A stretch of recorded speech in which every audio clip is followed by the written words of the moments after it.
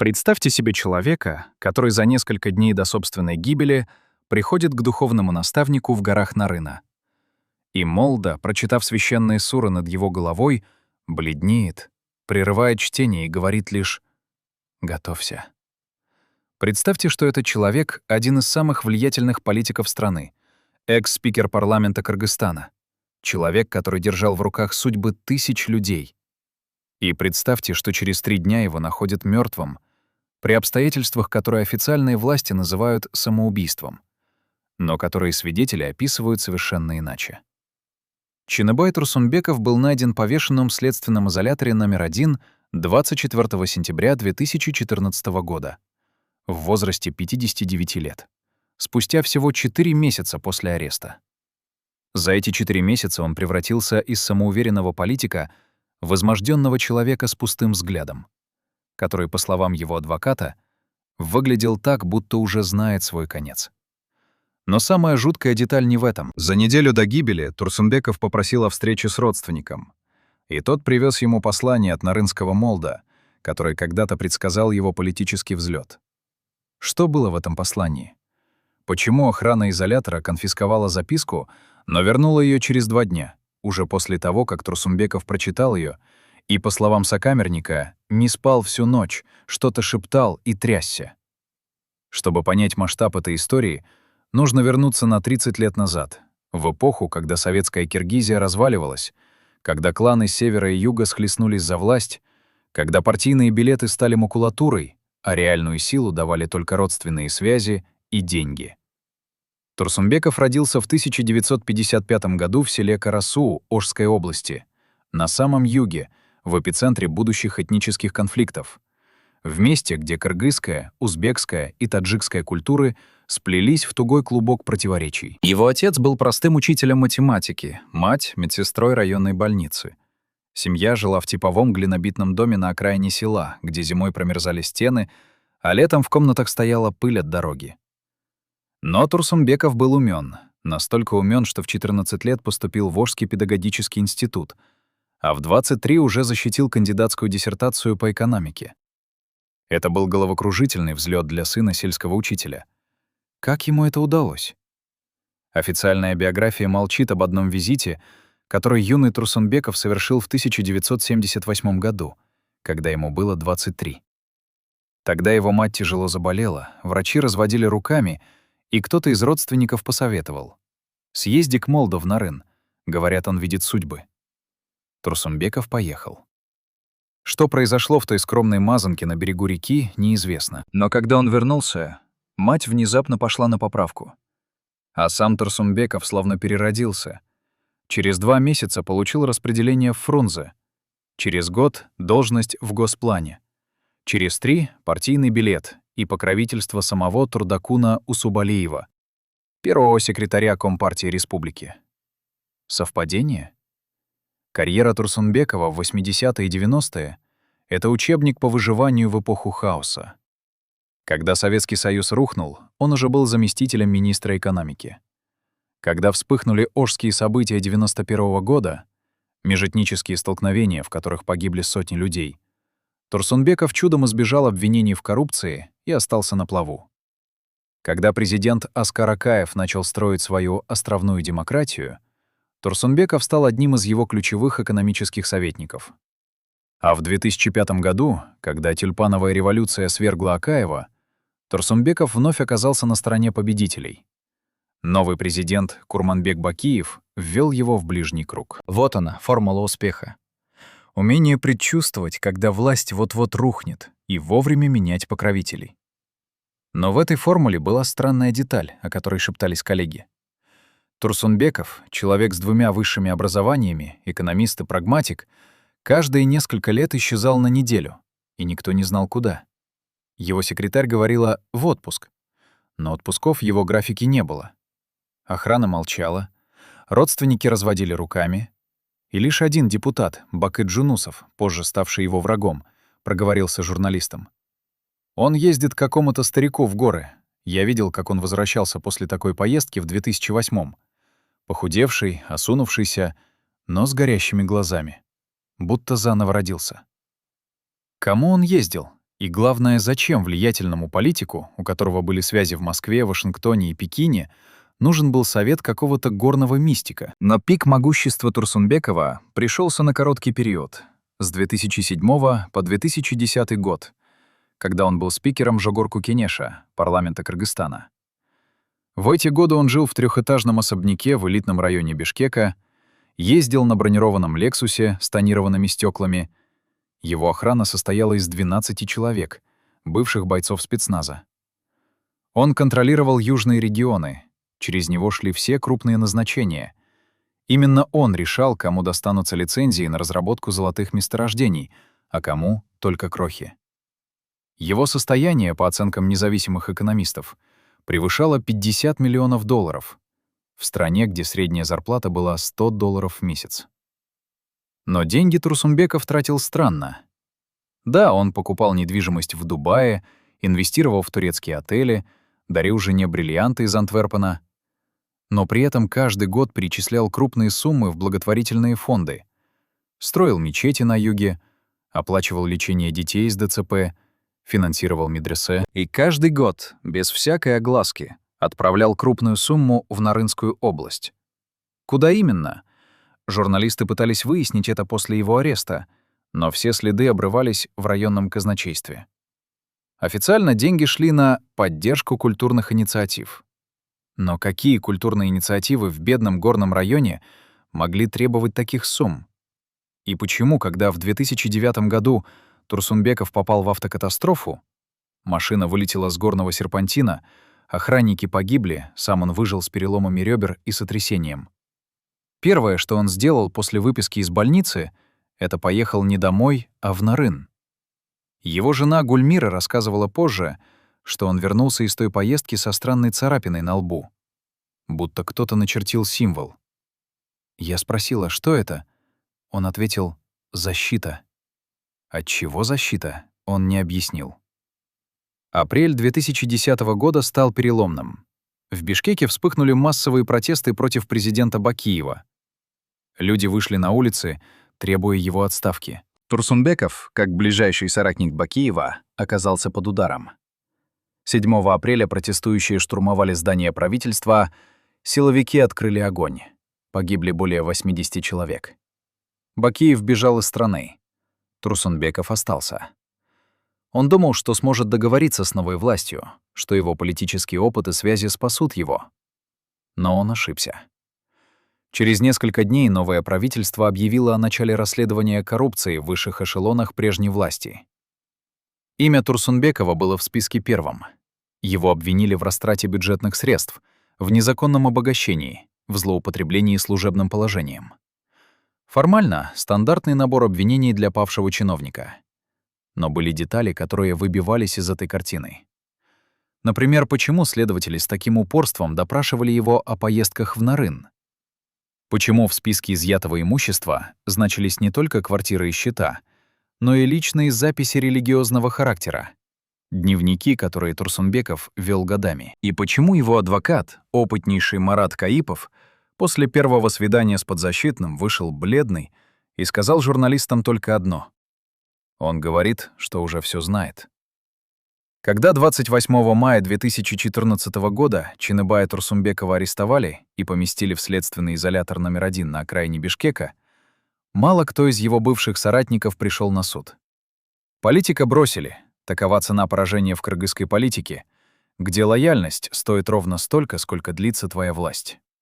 Его жена Гульмира продала особняк, чтобы оплатить адвокатов. Дети уехали в Турцию, сменили фамилии, отказались от отца публично, чтобы сохранить свои активы. Но были люди, которые не отвернулись.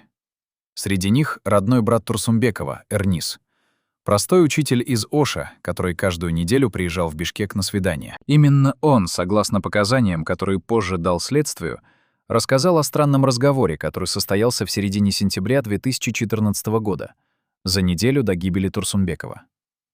Эрнис вспоминал: «Чыныбай попросил меня поехать в Нарын. Я не понял сначала, зачем. Он сказал: найди Молдо Токтогула, скажи, что Чыныбай просит ответа. Я спросил: на какой вопрос? Он ответил: он поймет. Я поехал. Нашел старика в горном селе Атбаши. Тощий дед лет 90, полуслепой, живет один в мазанке. Я передал слова брата.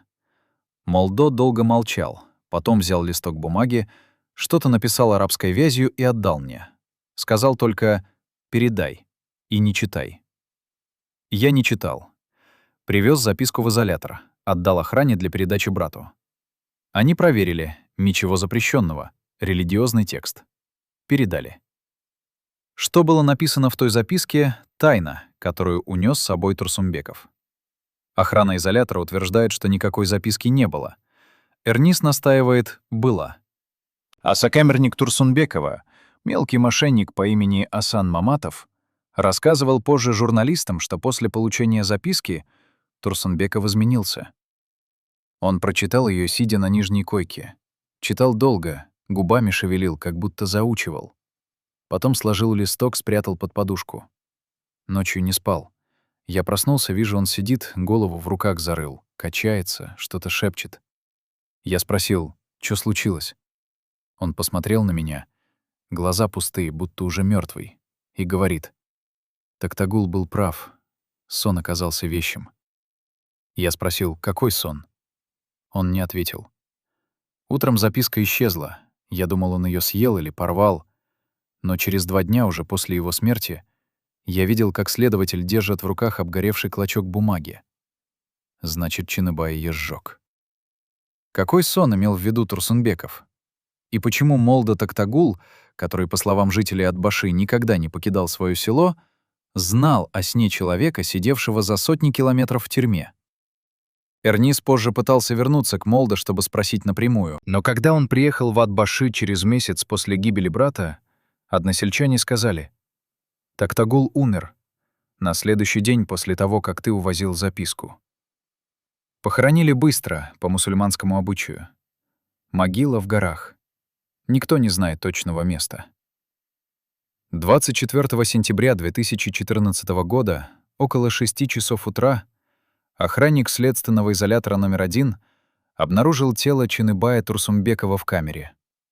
Официальная версия — самоубийство через повешение с использованием простыни, привязанной к оконной решетке. Экспертиза подтвердила — смерть наступила от удушения, следов насилия не обнаружено. Дело закрыли за 3 дня. Родственникам выдали тело, похороны прошли тихо. На кладбище в Аше пришло человек 30, половина — случайные люди. Но те, кто видел тело, говорили о странных деталях.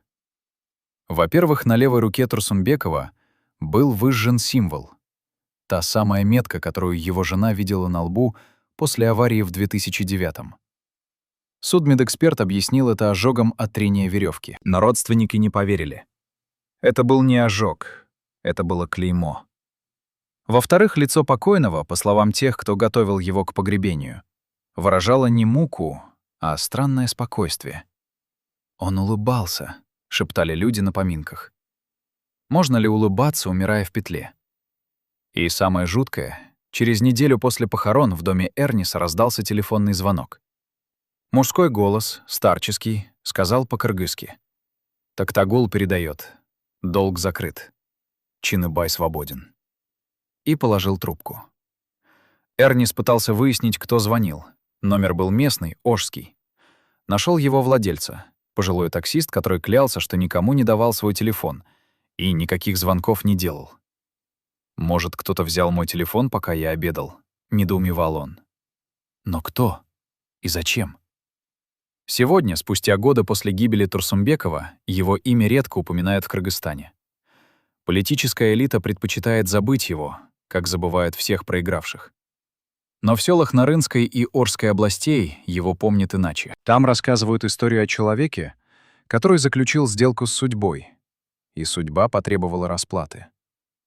Говорят, что Молдо Токтагул в 1978 году, когда юный Турсумбеков пришел к нему просить за больную мать, совершил обряд, который в мистической традиции Тяньшани называется багыш — обмен жизнями. Мать выздоровела. Турсунбеков получил власть, богатство, влияние. Но цена была назначена заранее. Когда придет час, он должен будет отдать долг. И час пришел, когда Турсунбеков сидел в камере и увидел сон. Какой сон, неизвестно. Но Молда Токтагул, согласно легенде, увидел тот же сон за сотни километров в одну и ту же ночь. И понял — время истекло. Вы можете отмахнуться от этой истории как от суеверия. Вы можете сказать, политик украл, его поймали, он не выдержал позора и покончил с собой. Банальная история. Но тогда объясните, как Молда узнал о сне Турсунбекова? Почему он умер ровно тогда, когда умер его пациент? И главное, кто позвонил Эрнису через неделю после похорон? И откуда этот голос знал о долге? Есть вещи, которые не объяснишь логикой. Есть истории, в которых факты и мистика переплелись так плотно, что уже невозможно отделить одно от другого. История Чыныбая Турсунбекова — одна из них, потому что даже если отбросить все легенды о Молда, останется факт. Человек, который провел в политике 30 лет, который пережил революции, перевороты, покушения, погиб в тюремной камере при обстоятельствах, которые вызывают вопросы до сих пор. И перед смертью он получил послание от человека, который знал, что жить ему осталось дни. Как это возможно? Может быть, Молда Токтагул действительно обладал знанием, которое недоступно обычным людям? Может быть, Турсунбеков действительно заключил сделку, о которой шепчется в горных селах? А может быть, все проще и страшнее. Он просто знал, что его убьют, и решил принять смерть по-своему, дав ей форму мистического исполнения обета. Мы никогда не узнаем правды. Но мы знаем одно. Власть, деньги, связи — все это ничего не значит, когда приходит твой час. И если в последнюю ночь своей жизни ты получаешь послание из гор, где старый слепой мистик пишет тебе «готовься», значит, ты уже знаешь ответ. Вопрос только в том, готов ли ты его принять. Но была одна деталь, о которой не знала даже семья Турсунбекова. Деталь, которая объясняет его последнюю поездку к Молда гораздо больше, чем любые мистические легенды. В архиве Республиканской клиники номер 1, которую обслуживали только высокопоставленные чиновники, хранилась медицинская карта под номером 0847, заведенная на имя Турсунбекова в июле 2007 года. Ровно тогда, когда он стал спикером парламента и получил право на лечение в закрытых медицинских учреждениях. Эту карту обнаружили случайно, уже после его смерти, когда следователи изымали документы. Толстая папка с грифом «Строго конфиденциально». Записи почерком 3 разных врачей.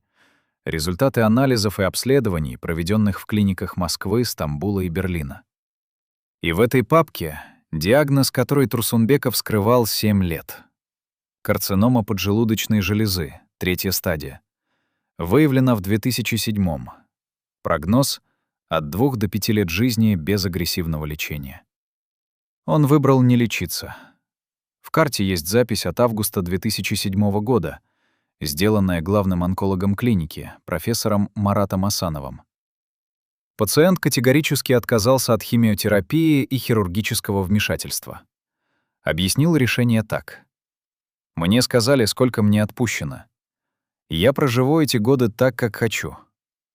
На вопрос, кто ему сказал, ответил. Человек, который не ошибается. Рекомендовал паллиативную терапию и обезболивающие. Пациент согласился только на обезболивающее, при условии, что информация о диагнозе не будет разглашена даже членам семьи. 7 лет Чыныбай Турсунбеков жил со смертным приговором, который носил в своем теле как секрет, тяжелее любой политической интриги. 7 лет он просыпался по ночам от боли, которую заглушал морфином, купленным через доверенных людей, чтобы даже личный врач не знал, как плохо ему на самом деле. Его жена Гульмира вспоминала позже, что с 2008 года он стал иначе прикасаться к ней.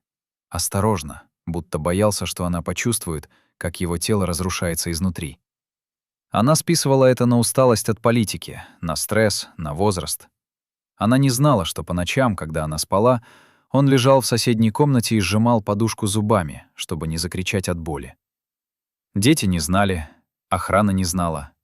Но кто-то знал. Молда Токтагул из Атбаши, старик, который никогда не учился медицине и не видел Турсунбекова с 1978 года, Каким-то образом знал не только о болезни, но и о том, сколько времени осталось. Это подтверждает запись в личном дневнике Турсунбекова. Тот самый дневник, который изъяли следователи и который частично процитировала газета «Азаттык» через год после его смерти. Запись от 12 августа 2007 года, через 3 недели после постановки диагноза. Поехал к Токтогулу. Не сказал ему о диагнозе. Он сам заговорил первым. Посмотрел на меня, покачал головой и произнес: 7 лет. Ровно 7. Я спросил: откуда ты знаешь? Он ответил: я вижу твою смерть. Она идет за тобой с того дня, как я спас твою мать. Тогда я выменял ее жизнь на часть твоей. Теперь срок подходит.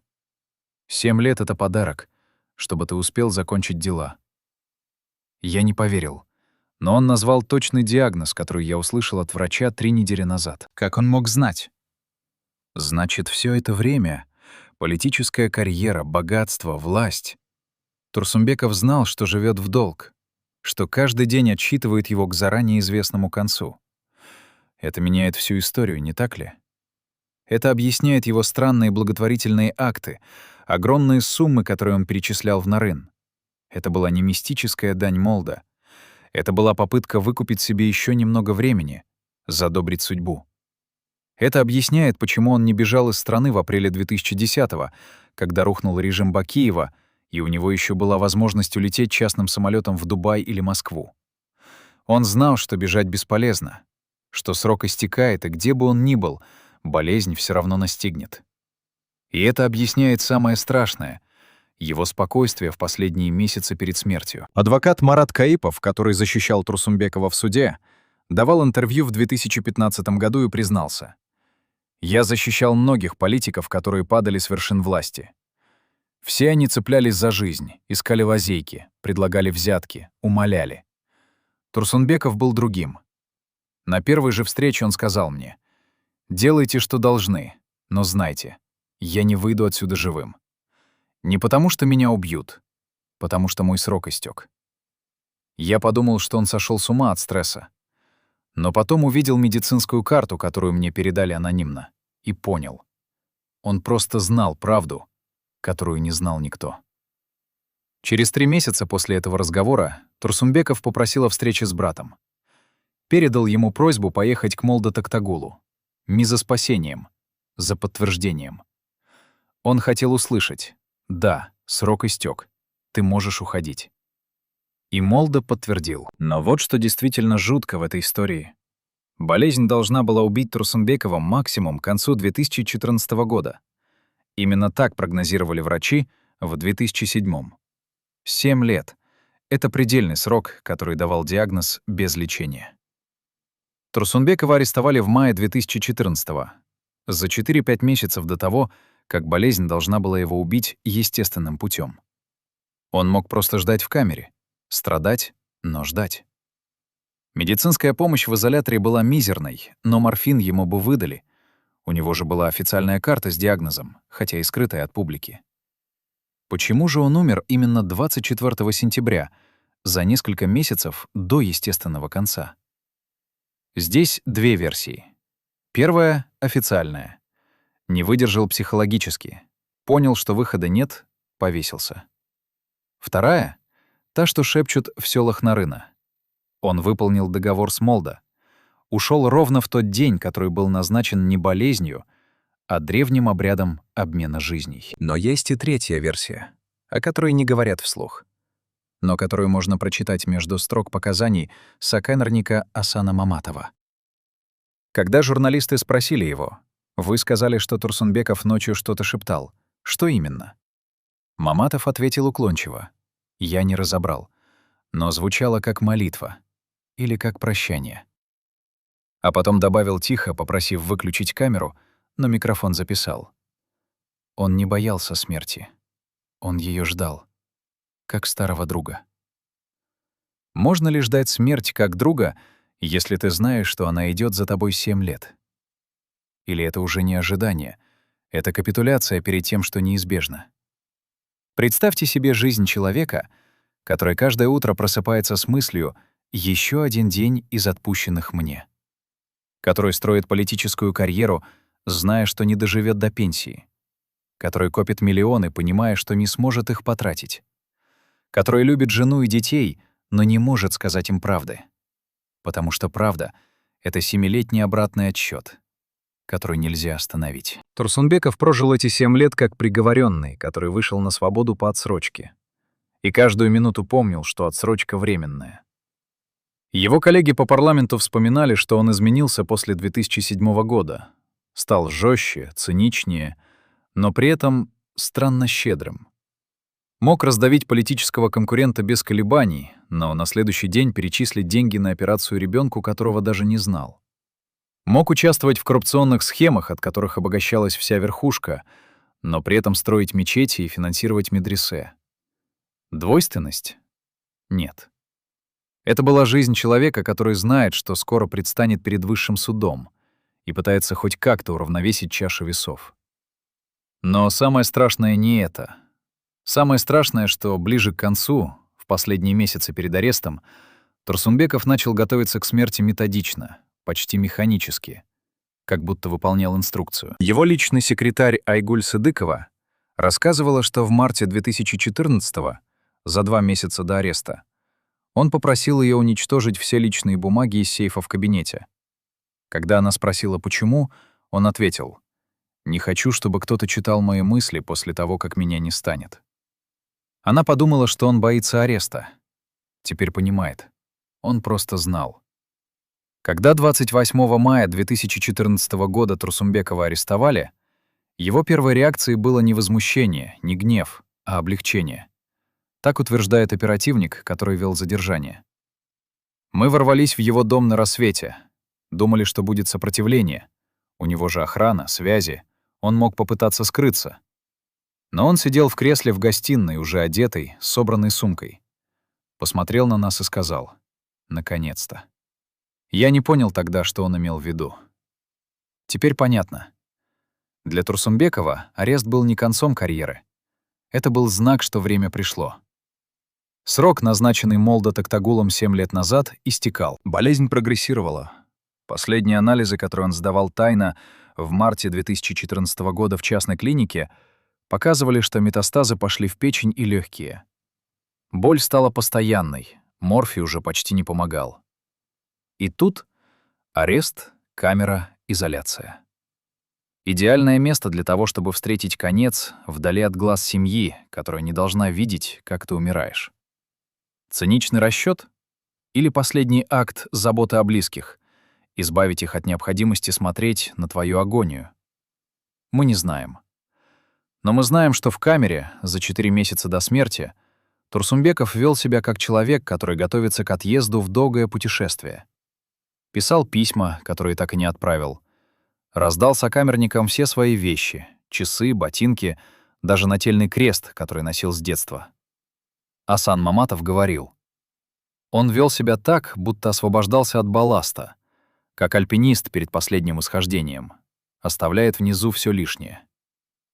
А потом пришла записка от Молдо, и после нее Турсунбеков перестал писать письма. Перестал разговаривать. Просто ждал. Ждал своего 24 сентября. Есть ли справедливость в том, что человек, который украл миллионы, который участвовал в коррупции, который держал в страхе сотни людей, умер не от пули, не от суда, а от болезни, которую сам скрывал 7 лет? Или справедливость в том, что он прожил эти 7 лет как проклятие, зная каждый день, что время утекает, что никакие деньги и власть не спасут, что Молдо из далеких гор уже отмерил срок, и счет идет на дни? Жители Нарына, которые помнят Молдо Токтагула, говорят: «Багыш — это не проклятие, это контракт. Ты получаешь то, что просил, но платишь тем, чем владеешь больше всего». Турсунбеков просил жизнь для матери, получил карьеру, богатство, влияние, но заплатил самым дорогим — правом умереть в свое время, а не в назначенный кем-то срок. И вот вопрос, на который нет ответа. Если бы в 1978 году Молдо Токтагул предупредил юного Турсунбекова о цене, которую придется заплатить через 36 лет, согласился бы он на сделку? Или выбрал бы смерть матери и свою обычную жизнь, без власти, без миллионов, но и без 7-летнего обратного отсчета, который нельзя остановить. Но медицинская карта Турсунбекова раскрывает еще одну тайну. Тайну, которая объясняет его регулярные исчезновения, о которых шептались коллеги. Каждый год, начиная с 2008-го, он на неделю пропадал из публичного поля. И официально никто не знал, куда он ездит. Теперь известно.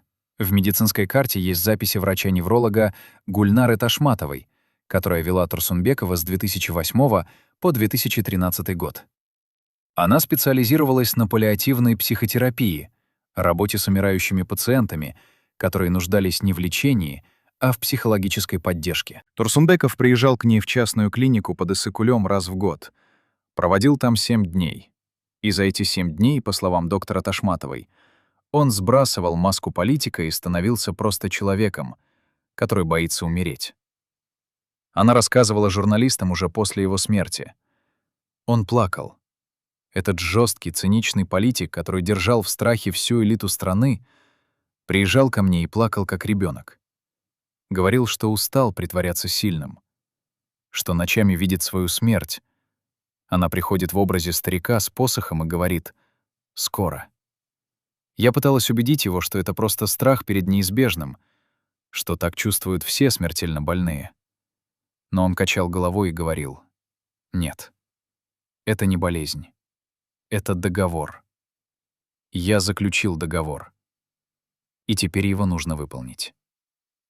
Доктор Ташматова не понимала, о каком договоре речь. Списывала это на депрессию и бред. Но в 2014 году, за 3 месяца до ареста, Турсунбеков приехал к ней в последний раз. И то, что он сказал, заставило ее усомниться в своих материалистических убеждениях. Он сказал: «Гульнара, я знаю точную дату. 24 сентября. Я увидел ее во сне месяц назад».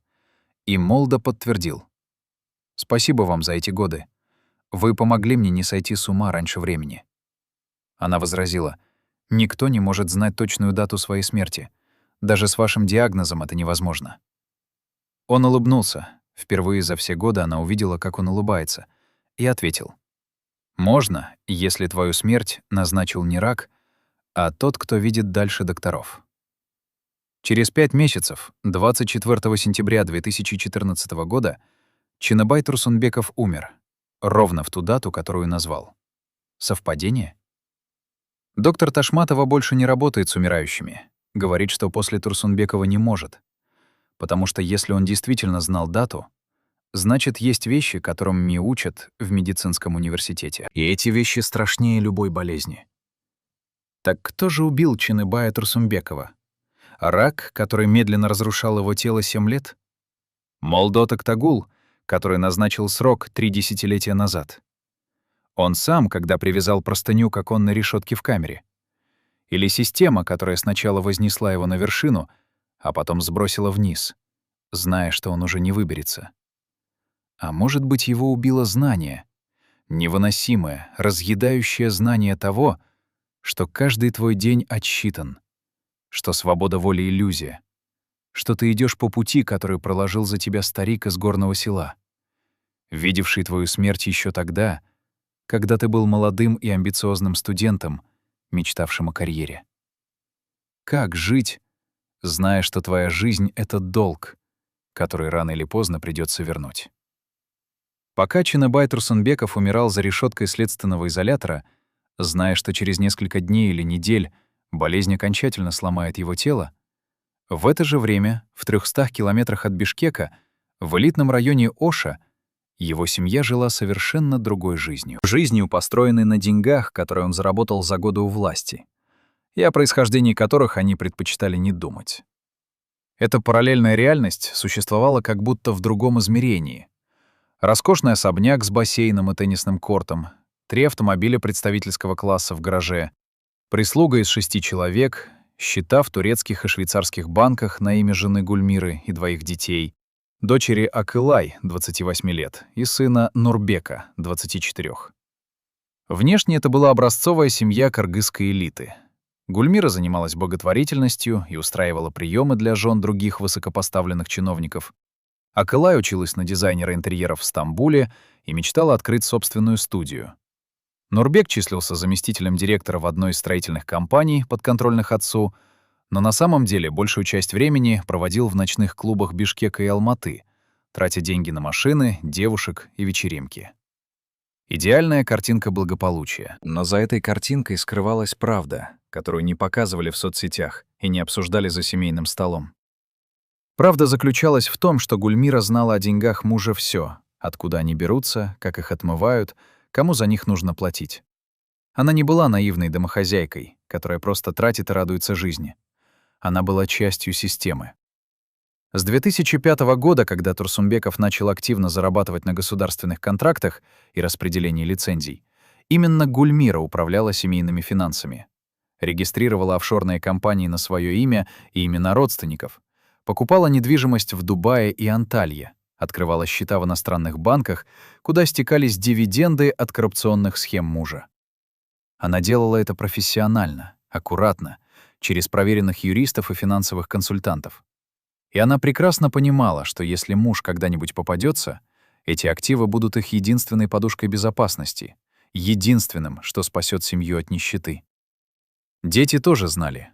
Может быть, не все детали, ни цифры, ни схемы, но они понимали, что особняк, машины, заграничные путешествия, дорогие университеты — все это оплачено не папиной зарплатой спикера парламента. Они просто предпочитали не задавать вопросов. Это было удобнее. И вот что по-настоящему жутко. Когда Турсунбекова арестовали 28 мая 2014 года, Гульмира не ударилась в панику, не бросилась спасать мужа, не наняла лучших адвокатов и не начала кампанию в СМИ, требуя справедливости. Нет. Она сделала то, к чему готовилась все эти годы. За 3 дня перевела все семейные активы в офшоры, до которых не могли добраться кыргызские следователи. Продала особняк в Оше доверенному лицу за символическую сумму, чтобы потом выкупить его обратно. Вывезла детей в Турцию и распорядилась, чтобы они официально дистанцировались от отца. Дали интервью местным СМИ, где осудили его коррупцию, и заявили, что ничего не знали о преступлениях родителя. Это был холодный, расчетливый план спасения семейного капитала. И он сработал. К моменту, когда следователи пришли арестовывать имущество Турсунбекова, почти все уже было переоформлено, выведено, спрятано. Но вот что она не могла спрятать — это свою совесть. Если совесть у нее вообще осталась. Адвокат Турсунбекова Марат Каипов вспоминал, что в июне 2014 года, через 2 недели после ареста, он встретился с Гульмирой, чтобы обсудить стратегию защиты. Она пришла в его офис в дорогом костюме от европейского дизайнера, с безупречным маникюром. От нее пахло французскими духами. Женщина, для которой арест мужа был, судя по всему, лишь временным неудобством. Каипов начал объяснять, какие документы нужны, какие свидетели могут помочь, сколько будет стоить защита. Гульмира слушала молча, кивала, записывала. А потом, когда он закончил, спросила: «Марат, скажите честно, есть ли шанс, что его оправдают?» Каипов ответил осторожно: «Шанс всегда есть, но при нынешней политической конъюнктуре небольшой». Гульмира посмотрела на него долгим взглядом, потом сказала тихо, почти про себя: «Понятно. Тогда нужно думать не о том, как его вытащить, а о том, как защитить детей». И в этой фразе была вся правда об их семье. Она не сказала: «Сделайте все возможное, чтобы спасти моего мужа». Она сказала: «Защитите детей». То есть активы, деньги, будущее без отца, который стал обузой. Каипов был шокирован, но промолчал. Он видел такое не впервые. Элита всегда спасает капитал, а не людей. Но даже для циничного адвоката, прошедшего через десятки громких дел, холодность Гульмиры была чем-то экстраординарным. Он рассказывал позже журналистам: «Я защищал мафиози, убийц, коррупционеров, но их жены хотя бы делали вид, что любят мужей и борются за них. Гульмира даже не притворялась. Для нее Турсунбеков уже был мертв с момента ареста». И вот жуткая деталь. Когда Каипов в июле пришел на первое свидание с Турсунбековым в изоляторе и рассказал о разговоре с женой, тот не удивился. Просто кивнул и сказал: «Она правильно делает. Я бы на ее месте поступил так же». Никакой обиды, никакого гнева. Просто спокойное понимание того, что в мире власти и денег семья — это не про любовь, а про контракт. И когда одна сторона контракта становится обузой, ее просто списывают. Без сожаления, без сентиментальности. Турсунбеков это понимал.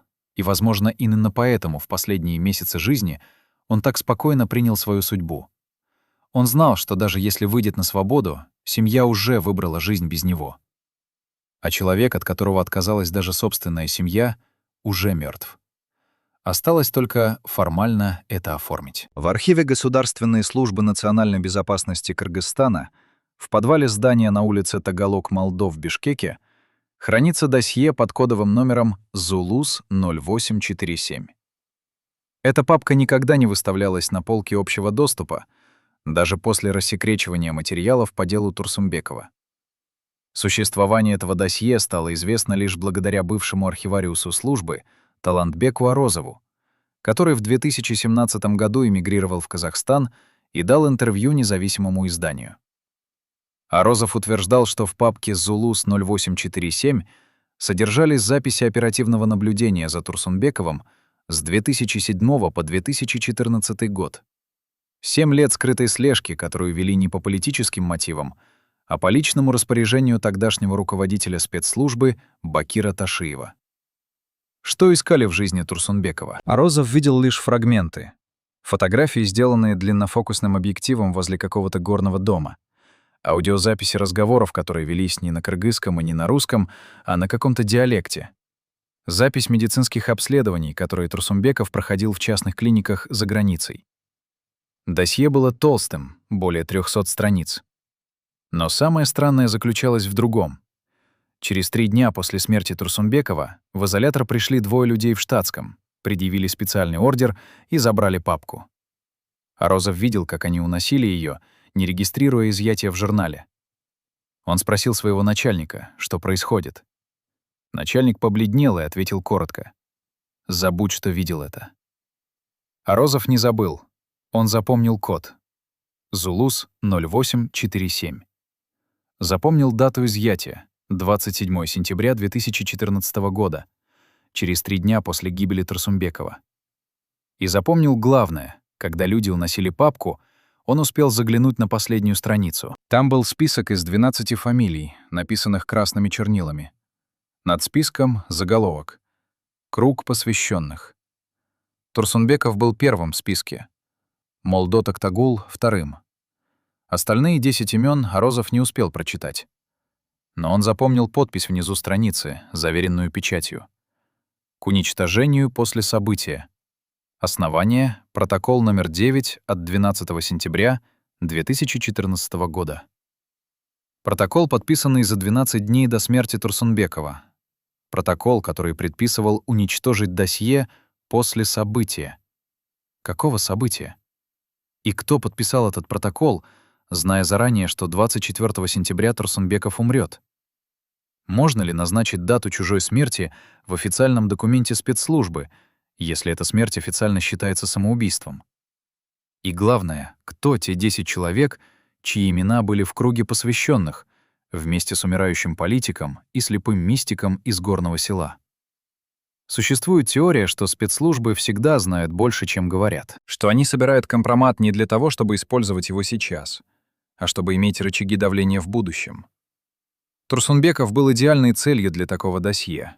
Влиятельный политик с темным прошлым, с огромным состоянием неясного происхождения, с семьей, которая живет на широкую ногу, с регулярными поездками в места, которые не значились ни в одном официальном графике. Любая спецслужба мира начала бы за ним наблюдение.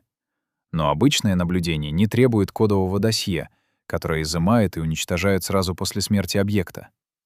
Обычное наблюдение не фиксирует религиозные разговоры и визиты к мистикам.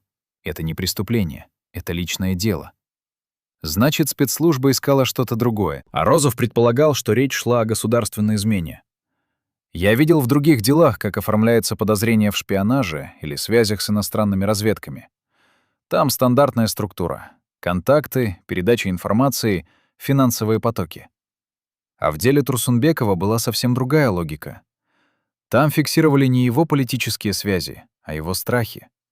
Его ночные кошмары, которые он описывал врачам. Его разговоры с женой, где он говорил о смерти. Его визиты к Молдо. Записывали, но не анализировали как преступление, а просто документировали, как будто вели медицинскую карту пациента. Медицинскую карту души? Досье на человека, который знает дату своей смерти? Зачем это спецслужбе? Может быть, за тем, что в окружении Турсунбекова был кто-то, кто докладывал наверх обо всех его страхах, предчувствиях, тайных визитах. Кто-то, кому поручили не шпионить за политиком, а наблюдать за умирающим и фиксировать каждый этап его пути к назначенному концу. Кто-то из охраны? Кто-то из медиков? Или сама жена Гульмира, которая так спокойно спасала активы, пока муж угасал в камере? Арозов не знал. Но он знал точно. Когда люди пришли забирать досье, они принесли с собой уже готовый акт об уничтожении. Дата в акте — 27 сентября 2014 года. Подпись неразборчива. Печать гербовая, настоящая. Всё по правилам, всё законно. Только вот досье уничтожили не в архиве, где положено, а увезли с собой. Куда — неизвестно. И вот теперь вопрос. Если официальная версия гласит, что Турсунбеков покончил с собой от отчаяния, то зачем нужно было скрывать и уничтожать досье, в котором зафиксированы его страхи и визиты к мистикам? Разве эти записи не подтверждают версию самоубийства? Что человек был психологически надломлен, верил в мистику, боялся смерти и в итоге не выдержал? Почему тогда досье стало опасным именно после его смерти? Но самая жуткая деталь в рассказе Арозова — это не сам факт уничтожения досье, а то, что он успел прочитать на одной из страниц, которую листал перед изъятием. Это была распечатка телефонного разговора, записанного 20 сентября 2014 года, за 4 дня до смерти Турсунбекова. Разговор велся между двумя абонентами. Первый номер принадлежал следственному изолятору, служебная линия, через которую заключенные могли звонить адвокатам и родственникам. Второй номер был зарегистрирован на Гульмиру Турсунбекову. Жена звонила мужу. Обычное дело, такие звонки разрешены. Но содержание разговора было странным. Арозов цитировал по памяти. Гульмира спрашивает: «Ты получил?» Турсунбеков отвечает: «Да, Токтагул был прав». Пауза. Гульмира: «Значит, скоро?» Турсунбеков: «Да, 24-го». Снова пауза, долгая. Потом Гульмира говорит тихо: «Я все сделала, как ты просил. Дети в безопасности. Деньги тоже». Турсунбеков: «Спасибо. Ты хорошая жена». Гульмира еще тише: «Прости». Турсунбеков: «Не за что прощать. Ты делаешь правильно». Конец разговора. Арозов перечитал эту расшифровку дважды, потому что не понял, о чем они говорят. Какое «получил»? Записку от Молдо? Но как Гульмира знала о записке, если ее привез брат Эрнис, и охрана утверждала, что содержание записки никто не читал? Что значит 24-го, дату смерти? Но как можно назвать дату своей смерти в разговоре с женой, да еще так спокойно, без истерики, без мольбы о помощи? И самое страшное — «я все сделала, как ты просил». Что она сделала? Спрятала деньги и вывезла детей, это понятно. Но формулировка «как ты просил» означает, что Турсунбеков заранее, еще до ареста, дал ей инструкции на случай своей смерти. Заранее. Как будто знал, что умрет.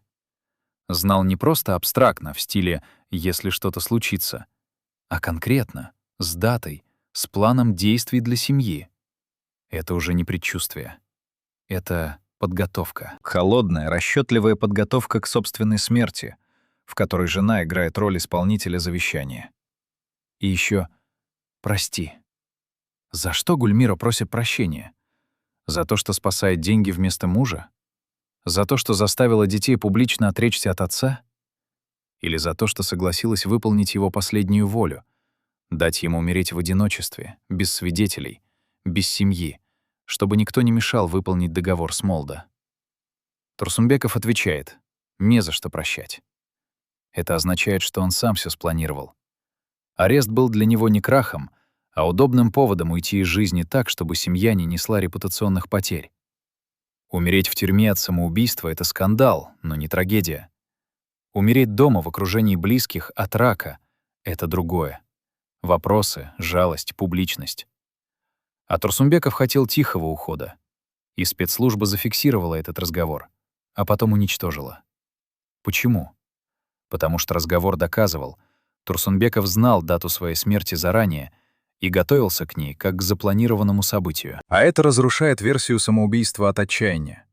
Это превращает смерть Турсунбекова в нечто совсем иное, в исполнение обета, в добровольный уход, в завершение сделки, которую он заключил 36 лет назад с человеком, который видел будущее.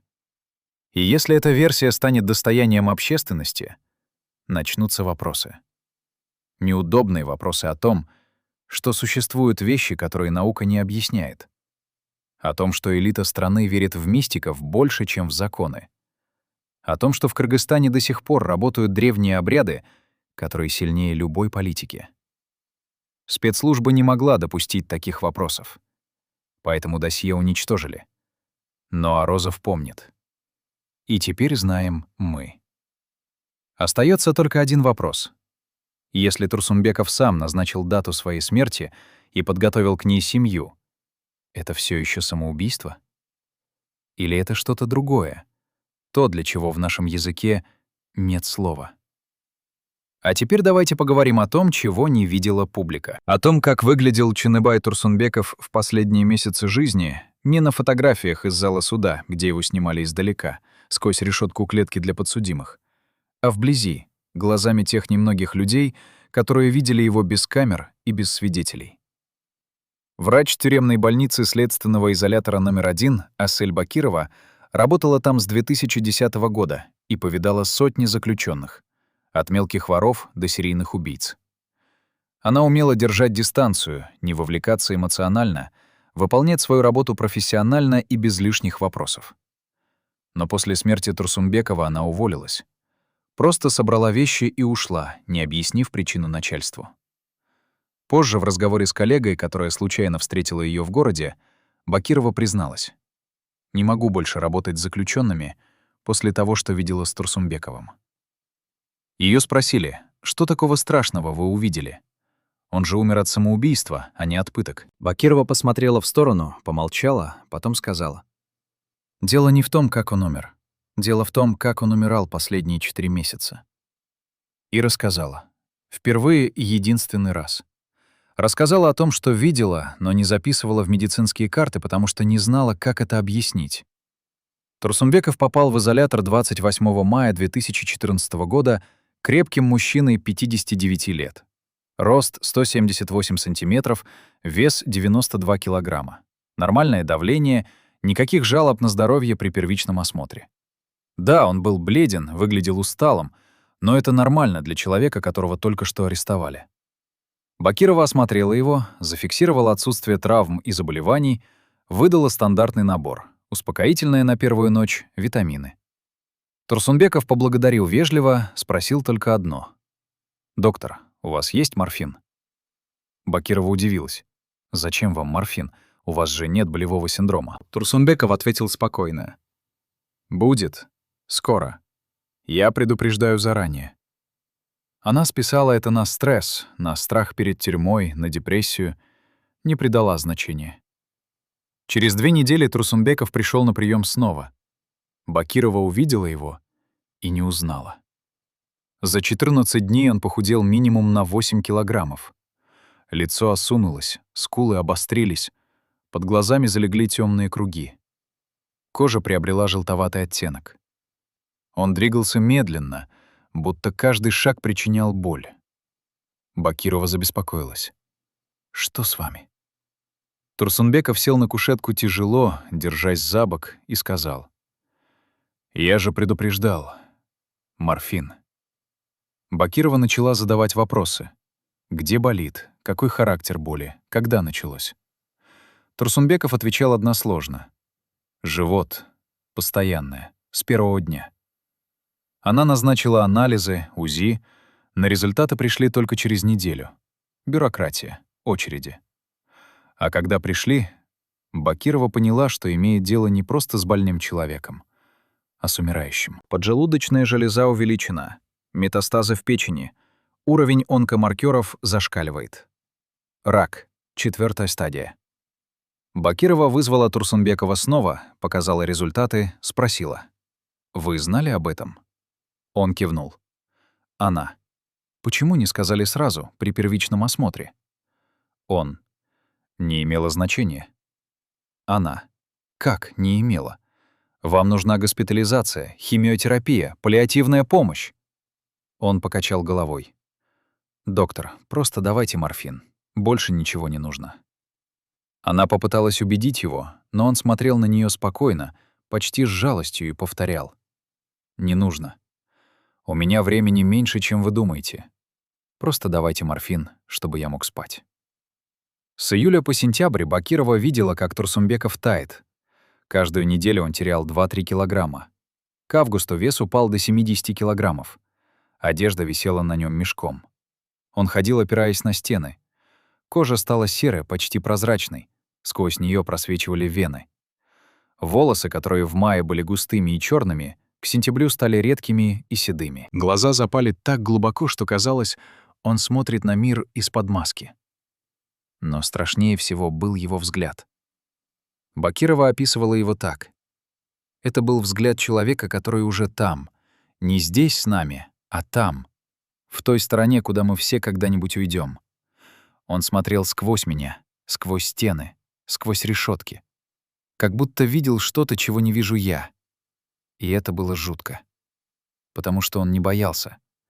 Обычно умирающие боятся, цепляются за жизнь, просят помощи, молят об обезболивающем. Турсунбеков не просил. Он приходил на прием, я давала ему морфин, он благодарил и уходил. Спокойно. Будто принимал витамины, а не наркотик, который блокирует боль от распада внутренних органов. Однажды в начале сентября Бакирова не выдержала. Спросила напрямую. «Чиныбай, вы не хотите жить?» Он посмотрел на нее долго, потом ответил. «Хотеть или не хотеть не имеет значения. Я уже отжил своё. 24 сентября все закончится». Она. «Откуда вы знаете?» Он улыбнулся, слабо, еле заметно, и сказал. «Мне сказали. Давно. Я просто выполняю договор». Бакирова решила, что это бред умирающего мозга, что рак добрался до ЦНС и началось помутнение сознания. Но 24 сентября Турсунбеков умер. Ровно в ту дату, которую назвал. И Бакирова больше не могла списывать это на бред. Потому что за 3 недели до смерти он назвал точную дату и умер день в день. Как это возможно? Даже с раком 4-й стадии никто не может предсказать точную дату смерти. Организм непредсказуем. Кто-то умирает за неделю, кто-то мучается полгода. Но Турсунбеков знал. Знал не приблизительно, не скоро, а конкретно. 24 сентября. И ушел именно тогда. Бакирова уволилась через неделю. Сказала коллеге, «Я больше не могу работать с людьми, которые знают дату своей смерти. Потому что если они знают, значит, кто-то им сказал. А я не хочу знать, кто это». Но есть еще одна деталь, которую Бакирова не рассказала никому, кроме своей сестры. И та передала журналистам только через 2 года, когда Бакирова уже уехала из Кыргызстана. Деталь о последнем визите Турсунбекова в медкабинет. Это было 23 сентября, за день до смерти. Турсунбеков пришел утром, попросил морфин. Бакирова дала обычную дозу. Он сделал укол сам. Она научила его еще в августе, чтобы не вызывать ее каждый раз, когда боль становилась невыносимой. Потом сел на кушетку, закрыл глаза, ждал, пока лекарство подействует. Бакирова заполняла бумаги. Вдруг он заговорил. Тихо, почти шепотом, но она слышала каждое слово. Он сказал: «Доктор, а вы верите, что можно обменять жизнь на жизнь?» Она подняла голову. Что вы имеете в виду? Он открыл глаза, посмотрел в потолок. Моя мать была при смерти. Врачи сказали 2 дня. Я поехал к Молдо, попросил спасти ее. Молдо сказал: «Я спасу, но возьму часть твоей жизни». Я согласился. Мать выздоровела, прожила еще 20 лет. А я получил то, что получил. Власть, деньги, семью. Но срок был назначен. 7 лет назад Молдо сказал мне: «Тебе осталось 7 лет. Завтра истекает последний день». Бакирова слушала, не перебивая, потом спросила: «Вы жалеете?» Он помолчал, потом покачал головой. «Нет, я прожил хорошо. Лучше, чем заслуживал. Единственное, что жалею, не сказал детям правду. Они думают, что я просто коррупционер, который попался. Не знают, что я умираю от болезни, а не от позора. Но так лучше. Пусть помнят меня плохим, но живым в их представлении, а не больным и жалким». Бакирова хотела что-то сказать, но он поднялся, поблагодарил и ушел. Это был их последний разговор. На следующий день, 24 сентября, его нашли мертвым. И Бакирова думает до сих пор, он повесился от отчаяния или просто помог себе уйти вовремя, потому что знал, что болезнь убьет его все равно, но медленнее и мучительнее. Можно ли назвать самоубийством смерть человека, который умирал последние 7 лет, только растягивал процесс, чтобы закончить дела?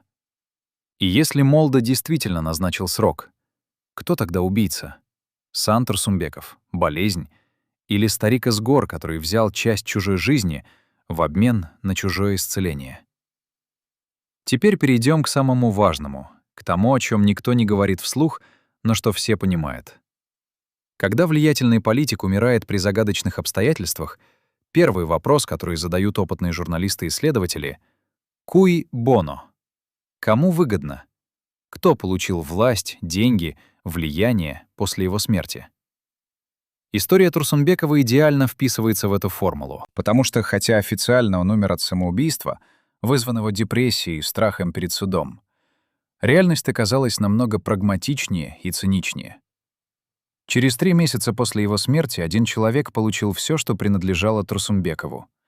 Контроль над южными регионами, доступ к золотым месторождениям через подставные компании, политическое влияние на местную элиту.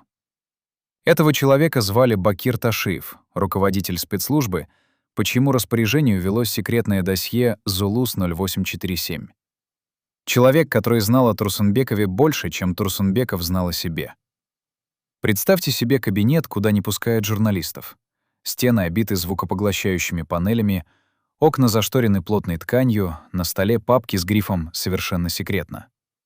В этом кабинете на 4-м этаже здания Службы национальной безопасности через 10 дней после смерти Чыныбая Турсунбекова произошла встреча, о которой не осталось протокола. Встреча между Бакиром Ташиевым, 52-летним генералом спецслужбы, и 3 людьми, чьи имена мы не назовем, потому что они до сих пор занимают высокие посты в правительстве Кыргызстана. Эта встреча длилась 20 минут. Что обсуждалось, неизвестно. Но через 3 недели после нее произошли события, которые изменили расклад сил в республике. Ташиев получил назначение на должность министра внутренних дел, пост, который контролирует всю силовую вертикаль страны. Одновременно 3 компании, ранее связанные с Турсунбековым, сменили собственников. Новые владельцы оказались родственниками и доверенными лицами Ташиева. Золотые месторождения на юге, лицензии на разработку которых Турсунбеков держал через подставные фирмы, перешли под контроль структур, аффилированных с новым министром. Политическое влияние в Ошской и Джалалабадской областях, которое десятилетиями принадлежало клану Турсунбекова, теперь принадлежало клану Ташиева. Идеальная операция по зачистке. Чисто, быстро, без лишнего шума. Один человек умер в камере, другой получил все, что тот накопил за 30 лет карьеры. Совпадение? Или тщательно спланированная комбинация? Бакир Ташиев родился в 1962 году в Оше, в той же области, что и Турсунбеков. Они были земляками, знали друг друга с 90-х годов, когда оба начинали карьеру в коридорах власти. Турсунбеков шел через экономику и политику, Ташиев — через спецслужбы. Разные дороги, но одна цель — власть. На протяжении 20 лет они пересекались на совещаниях, банкетах, неофициальных встречах. Были ли они друзьями? Нет. Союзниками? Временными. Но с 2007 года, когда Турсумбеков стал спикером парламента, а Ташиев — руководителем спецслужбы, их отношения изменились. Ташиев начал собирать досье. То самое досье «Зулус-0847», которое фиксировало не преступления Турсумбекова, а его слабости. Болезнь, веру в мистику, страх перед смертью. Зачем нужно было досье на политика, который формально был союзником? Затем, что Ташиев понимал. Рано или поздно Турсумбеков упадет. Все падают. Вопрос только в том, кто окажется рядом в момент падения, чтобы подхватить то, что выпадет из рук. Досье было не инструментом уничтожения, это была карта сокровищ. Карта, на которой отмечено, где Турсумбеков держит деньги, через кого контролирует бизнес, кого боится, кому доверяет. 7 лет Ташиев собирал эту карту по крупицам. А когда в апреле 2010 года режим Бакиева рухнул и началась охота на соратников президента, Ташиев знал — время пришло. Кто инициировал арест Турсумбекова? Официально новое правительство, Следственный комитет, прокуратура. Но кто передал следователям список банковских счетов Турсумбекова? Кто предоставил копии документов о незаконных сделках? Кто организовал утечку компроматов СМИ, чтобы общественность требовала жесткого наказания? Источники в правоохранительных органах шептали одно имя — Ташиев. Человек, который 7 лет вел досье, знал все. И когда политическая конъюнктура позволила нанести удар, он нанес его точно, хирургически. Турсунбеков оказался в изоляторе не случайно, его туда положили. Но зачем? Если цель была просто убрать конкурента, достаточно было компромата для суда. Если цель была отобрать активы, можно было сделать это через юридические процедуры. Зачем держать умирающего человека в камере 4 месяца? Зачем следить за каждым его визитом к врачу, за каждым разговором с родственниками, за каждой запиской, которую ему передавали? Ответ лежит в той самой расшифровке телефонного разговора между Турсумбековым и его женой, которую видел архивариус Арозов. Разговор, где Турсумбеков называет дату своей смерти. Разговор, который доказывает, он знал заранее. А если он знал, значит, кто-то еще знал. Кто? Молда Токтагул, который умер в тот же период. Жена Гульмира, которая готовилась заранее. И Ташиев, который уничтожил досье сразу после смерти Турсумбекова. Почему уничтожил, если в досье были доказательства его собственной правоты, что Турсумбеков был коррупционером? Потому что в досье было нечто большее. В досье была правда о том, что Ташиев не просто наблюдал за Турсумбековым. Он управлял его последними месяцами. Вот как это работало. Турсумбеков попадает в изолятор в мае, уже зная, что умрет к сентябрю. Болезнь прогрессирует, боль нарастает, морфин помогает все меньше. Он готов уйти, но есть проблема. Если он умрет от рака в камере, начнутся вопросы. Почему не оказали медицинскую помощь? Почему не госпитализировали? Общественность может поднять скандал, правозащитники потребуют расследования. Это невыгодно ни новому правительству, ни спецслужбе. Нужна другая версия. Самоубийство. Чисто, понятно, никаких вопросов. Не выдержал позора, повесился. Но как заставить умирающего человека покончить с собой, если он уже готов умереть естественной смертью? Очень просто. Дать ему понять, что время вышло. Дать ему знак, что договор с Молдой истек. И Турсунбеков сам сделает остальное. Как дать такой знак? Через записку. Та самая записка, которую привез брат Эрнис от Молда Токтагула. Записка, которую охрана проверила и передала Турсумбекову. Записка, которая исчезла, а потом появилась обгоревшая в руках следователя. Что, если записка была подделкой? Что, если Молда Токтагул никогда не писал ее?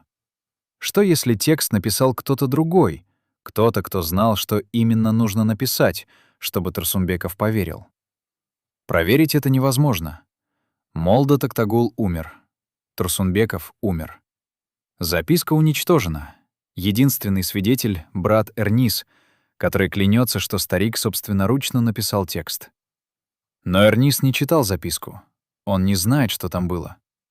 Он только передал листок, который дал ему старик. А что, если старик передал пустой листок? Или текст на арабском, который Эрнис не понимает? А настоящую записку подменили уже в изоляторе. Охрана проверила, изъяла, вернула. Только вернула не ту. Вернула написанное кем-то, кто знал психологию Турсумбекова. Кто знал, что он ждет знака. И дал ему этот знак. Мы не знаем, что было в записке, но знаем результат. Прочитав ее, Турсумбеков сказал сокамернику: «Токтагул был прав. Сон оказался вещим». Через 4 дня Турсумбеков умер. Через 3 дня после смерти досье уничтожили. Через 3 недели Ташиев получил пост министра. Через месяц — контроль над активами Турсумбекова. Идеальная операция. Никаких следов, никаких улик. Только цепочка совпадений, которые складываются в картину слишком красивую, чтобы быть случайной. И вот вопрос. Если Ташиев действительно организовал подмену записки, это убийство? Юридически нет.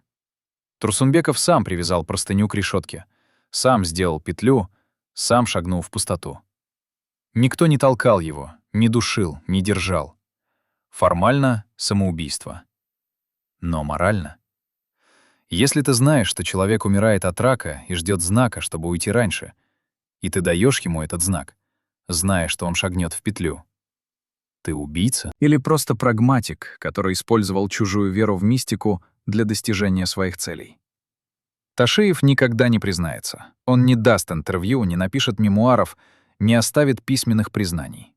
Он будет жить дальше, занимать посты, копить богатство, строить особняки. А история Турсунбекова станет всего лишь сноской в учебниках политологии. Коррумпированный чиновник, который не выдержал ареста и покончил с собой. Банально. Скучно. Но за этой банальностью операция, достойная лучших триллеров. Операция, в которой спецслужба использовала не пытки и не шантаж, а знание человеческой психологии. Знание того, что человек, который верит в мистику сильнее, чем в законы, можно убить одной запиской. Достаточно написать правильные слова. Достаточно дать знак, что время вышло. И он сам доделает остальное. Чисто, эффективно, безопасно. И самое жуткое, Турсумбеков, возможно, понимал это. Понимал, что его ведут к петле, как быка на бойню. Но шел, потому что верил, что так должно быть. Что договор с Молдо нужно исполнить. Что судьба неотвратима. А Ташиев просто помог судьбе. Дал ей маленький толчок в нужную сторону. Кто здесь жертва, а кто палач? Тот, кто шагнул в петлю, веря в мистический долг? Или тот, кто подтолкнул его к этому шагу, используя веру как оружие? И можно ли наказать человека за то, что он воспользовался чужими суевериями, если формально не нарушил ни одного закона? Но был один человек, который знал правду. Знал всё. От первого до последнего дня. Человек, который находился рядом с Турсунбековым с 1978 года, когда тот впервые приехал к Молдо Токтагулу. Человек, который был свидетелем сделки. Человек, который 36 лет хранил тайну, а потом продал её. Этого человека звали Касым Мамытов. Ему было 68 лет на момент смерти Турсунбекова. Всю жизнь он прожил в селе Атбаши на Рынской области. Работал учителем истории в местной школе, растил 3 детей, был уважаемым человеком в общине и был племянником Молдо Токтагула, единственным родственником, которого старик допускал к себе в дом, единственным, кто знал все тайны, которые Молдо хранил десятилетиями. Касым был там, в той мазанке, когда юный Турсунбеков пришел просить за умирающую мать. Касым слышал разговор. Касым видел обряд. Касым знал цену, которую назначил Молдо. 7 лет от диагноза, 36 лет от обряда. Точная дата. 24 сентября 2014 года. Молдо Токтагул умер 21 сентября 2014 года. Официально от старости и болезней, в возрасте 94 лет. Похоронили его быстро, по традиции, без лишней огласки. Односельчане говорили: дожил до своего срока и ушел спокойно. Но Касым знал другое. Накануне смерти, 20 сентября, старик позвал племянника, попросил бумагу и ручку. Написал несколько строк арабской вязью, медленно, дрожащей рукой. Касым спросил, кому это? Молда ответил: «Чиныбою. Он ждет. Передай через брата». Касым: а ты? Молдо: «Я уйду следом. Так договорились. Кто берет чужую жизнь, отдает свою. Я взял 7 лет у Чиныбая и дал их его матери. Теперь я отдаю эти 7 лет обратно. Баланс восстановлен». Касым не понял тогда. Понял только, что дядя умирает. Взял записку, поехал в Бишкек, нашел брата Турсунбекова Эрниса, передал. Эрнис повез в изолятор. Охрана проверила, передала. Все по плану. Или нет? Потому что через 2 дня, 23 сентября, к Касыму в дом пришли двое. Штатское, без формы, без удостоверений. Сказали коротко: «Нужно поговорить». Касым испугался. «Что я сделал?» Они улыбнулись. «Ничего. Просто хотим узнать, что ты передал через Эрниса». Касым ответил честно. «Записку от дяди». Они: «Что в записке?» Касым: «Я не читал. Арабская вязь, я не понимаю». Они: «Но ты же видел, как старик писал. Сколько строк?» Касым: 3, может, 4. Они переглянулись. Один сказал: «Хорошо. Касым, у нас к тебе просьба. Забудь про эту записку. Забудь, что дядя что-то писал. Если кто спросит, скажи, что старик умер, ничего не сказав». Касым: «Почему?» Они положили на стол конверт. Толстый. Касым открыл. Там деньги. Много. Эквивалент годовой зарплаты сельского учителя. Касым взял деньги. Не потому что жаден, потому что боялся.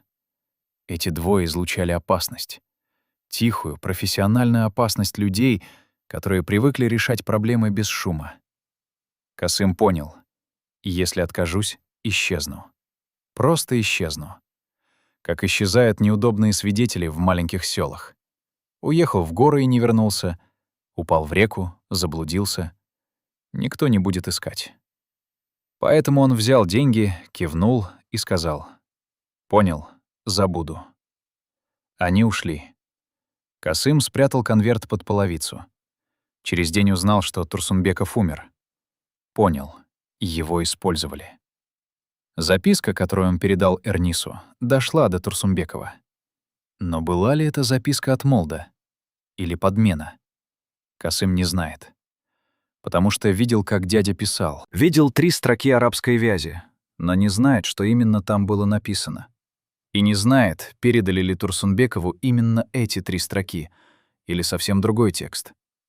Те двое, которые пришли за 2 дня до смерти Турсунбекова, заплатили ему не за молчание. Заплатили за то, чтобы он не мог подтвердить или опровергнуть содержание записки. И если кто-то спросит Касыма, что написал Молда перед смертью, он ответит: «Не знаю, арабский не понимаю». А значит, истина похоронена вместе со стариком. Никто не узнает, что именно Токтагул хотел передать Турсунбекову. Прощение? Предупреждение?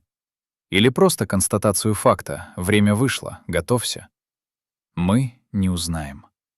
Но Касым знает одно: 23 сентября, когда к нему пришли те двое, они уже знали, что Турсунбеков умрет завтра.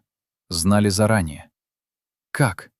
Неужели действительно подменили записку и написали в ней то, что толкнет Турсунбекова к последнему шагу?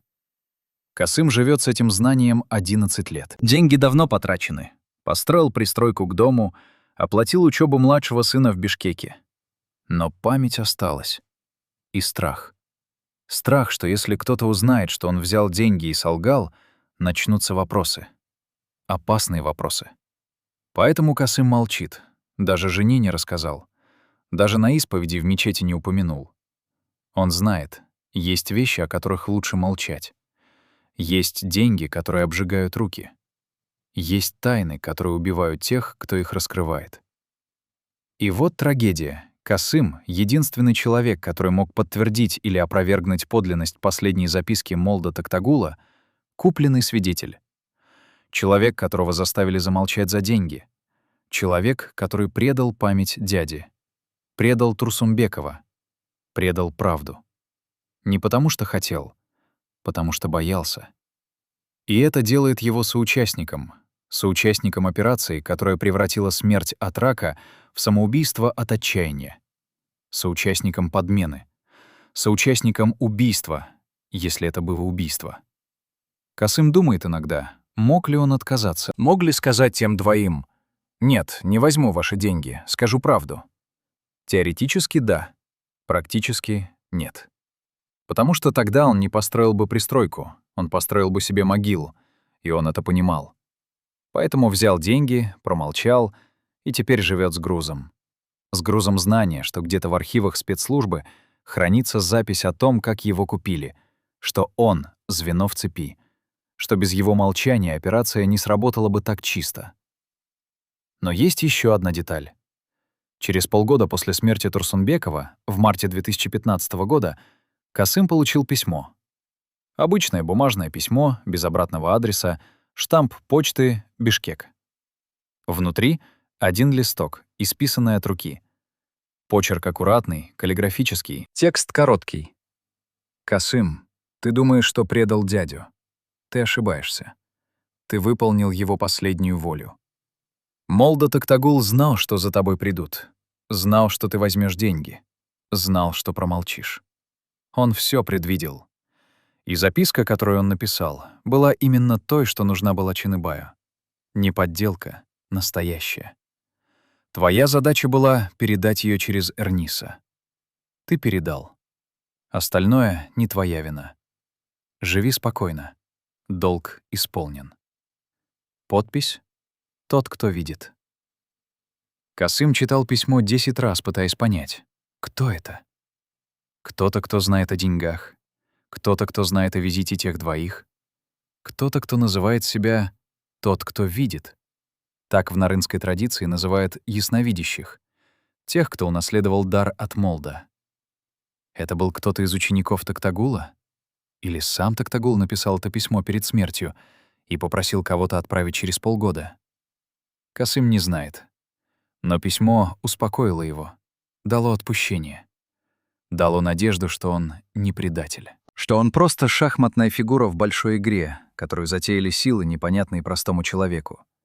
Игре между Молдо, который видел будущее, и спецслужбой, которая пыталась управлять настоящим.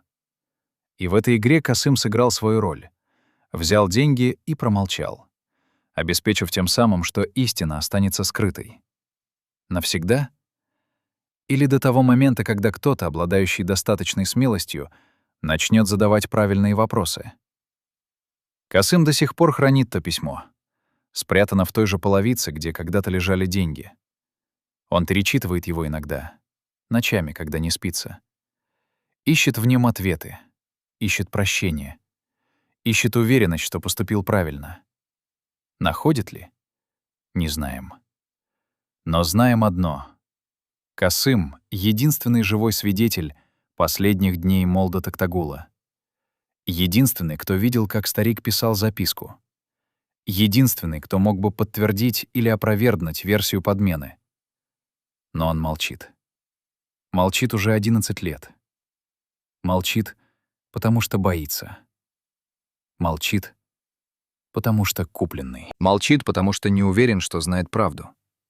А может быть, молчит, потому что правда слишком страшна, и лучше жить с сомнениями, чем с уверенностью в том, что ты был соучастником убийства. Можно ли обвинить человека в предательстве, если он предал не по злому умыслу, а по страху за собственную жизнь? Можно ли осудить свидетеля, которого заставили молчать угрозами и деньгами? И главное, если Касым расскажет сейчас всю правду, поверит ли ему? Или скажет, старик фантазирует, ищет оправдания, хочет внимания? Кому нужна правда о смерти человека, которого страна уже забыла? Последние 48 часов жизни Ченыбая Турсунбекова — это хроника, восстановленная по обрывкам свидетельств. Сокамерник Асан Маматов, врач Асель Бакирова, охранник Эмиль Саргазаков, который дежурил в ночь с 23 на 24 сентября, Трое людей, которые видели последние часы. Трое свидетелей, которые дали показания, но не совсем совпадающие. Потому что каждый видел своё, каждый запомнил разные детали. И когда складываешь эти детали вместе, получается картина, от которой становится страшно. Потому что это не история о человеке, который сломался от отчаяния и шагнул в петлю. Это история о человеке, который методично готовился к последнему акту и исполнил его с пугающим спокойствием. 23 сентября. Утро. Турсунбеков просыпается в 6 часов, как обычно. Встаёт с койки медленно, придерживаясь рукой за стену. Боль в животе постоянная, тупая, выматывающая. Маматов просыпается следом, видит. Турсунбеков сидит на краю койки, смотрит в окно. Решетка на окне. За решеткой серое небо, рассвет. Маматов спрашивает: «Не спалось?» Турсунбеков качает головой. Спал хорошо. Первый раз за месяцы, без кошмаров. Маматов удивляется. Серьезно? Турсунбеков кивает. Серьезно. Будто груз сняли. Легко стало. Они завтракают. Тюремная баланда, хлеб, чай. Турсунбеков ест мало, как всегда. Но ест не торопясь, смакуя каждый кусок, будто впервые пробует еду. Маматов замечает: «Ты странный сегодня, спокойный какой-то». Турсунбеков улыбается. Слабо, но искренне. Спокойный. Наконец-то. После завтрака Турсунбеков просит охранника вызвать врача. Бакирова приходит через полчаса. Турсунбеков говорит: «Доктор, мне нужна последняя доза. Двойная». Бакирова хмурится. «Зачем двойная? Боль усилилась?» Турсунбеков: «Нет, просто хочу быть уверен, что усну глубоко. Последний хороший сон». Бакирова не понимает. «Последний? Вы куда-то переводитесь?» Турсунбеков не отвечает, просто смотрит на нее долгим взглядом. Бакирова чувствует, что-то не так, но дает двойную дозу морфина. Формально это разрешено для больных на последних стадиях. Турсунбеков делает укол, благодарит, потом говорит: «Спасибо вам за все. Вы хороший доктор». Бакирова уходит, и только потом, уже после смерти, поймет: он прощался. 23 сентября. День. Турсунбеков лежит на койке, глаза закрыты, дыхание ровное. Морфин действует, боль отступила, сознание плывет в тумане. Маматов читает газету, изредка поглядывает на сокамерника. Замечает: Турсунбеков шевелит губами, будто с кем-то разговаривает. Маматов окликает: «Чиныбай, ты чё, бредишь?» Турсунбеков открывает глаза. «Не брежу, прощаюсь». Маматов: «С кем прощаешься?»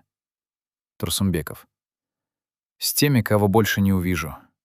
С матерью, с дядей, с Молдо. Они ждут меня там». Маматов смеется неловко. «Ты чего, брат?